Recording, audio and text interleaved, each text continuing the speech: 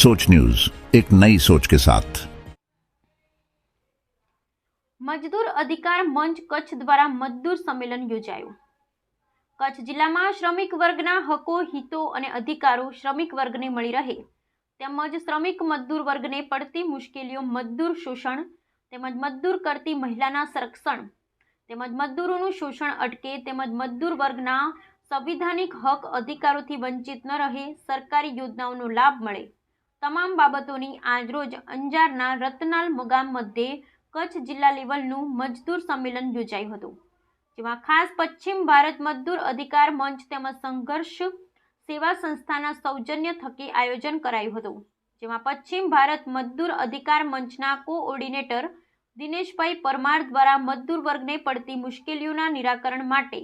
સંગઠિત ભાવવા જગાડવાનું જરૂર છે, સાથે તમામ કચ્છ જિલ્લાના શ્રમિક બંધુઓ એક મંચ પર આવી પ્રાણ પ્રશ્નોના નિરાકરણ માટે વર્ગીય ચેતના પ્રજ્વલિત કરી શકીએ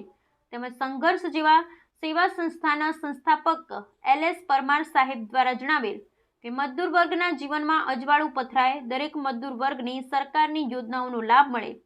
ત્યારે સૌ મજદૂર વર્ગના સરકારની શ્રમિક યોજનાઓથી અવગત કરાયા હતા।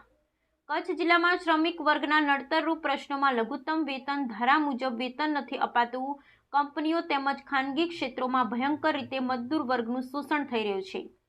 ત્યારે જનજાગૃતિ થકી લઘુત્તમ વેતન ધારાનું અમલીકરણ કરાવવું તેમજ ઔદ્યોગિક એકમોમાં કોન્ટ્રાક્ટ પદ્ધતિમાં શોષણ થઈ રહ્યું છે તે કોન્ટ્રાક્ટ સિસ્ટમ બંધ થવી જોઈએ તેવું મજદૂર અધિકાર મંચ કચ્છ જિલ્લા સેક્રેટરી નીલ વિજોડા જણાવેલ તેમજ મજદૂર મહિલાઓના શોષણ અટકે જે પોશ એક્ટ કમિટી કચ્છમાં સક્રિય બને તે બાબતે જિજ્ઞાબેન પરમાર દ્વારા જણાવેલ। બાળ મજદૂરી કરાવી ગંભીર ગુનો બને છે, તેમ છતાં ઘણી જગ્યા પર બાળ મજદૂર જોવા મળતા હોય છે, ત્યારે બાળ સુરક્ષા અધિકારીઓ કડક કાર્યવાહી કરે તે માટે અધિકારીઓને રજૂઆત કરી શકાય તેવું જયદીપભાઈ પરમાર દ્વારા જણાવેલ। સાથે મજદૂર વર્ગના બુનિયાદી પ્રશ્નો છે, ખેત ભાગ્યા મજદૂરના શોષણ અટકે, ઘણી જગ્યા પર તેમનું વળતર નથી ચૂકવાતું તે બાબતે ખેત ભાગ્યા મજદૂર ડાયરીની સાથે એગ્રીમેન્ટ પદ્ધતિ અપનાવે તેવું પ્રકાશભાઈ જણાવેલ। પ્રવાસી મજદૂર વર્ગને હેરાનગતિ થતી હોય છે,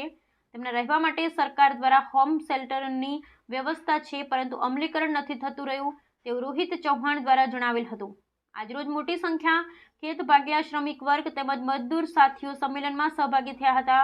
કચ્છ જિલ્લા મજદૂર અધિકાર મંચની કારોબારીની રચના કરવામાં આવી, જેમાં ચૂંટણી પ્રક્રિયા દ્વારા બહુમતી દ્વારા પ્રમુખ તરીકે રાણીબેન શામજીભાઈ ચૂંટાયા, સાથે ઉપપ્રમુખ તરીકે દિનેશભાઈ મણીલાલ ઉમા, રણજીતસિંહ નાથાભાઈની વરણી કરવામાં આવેલ હતી।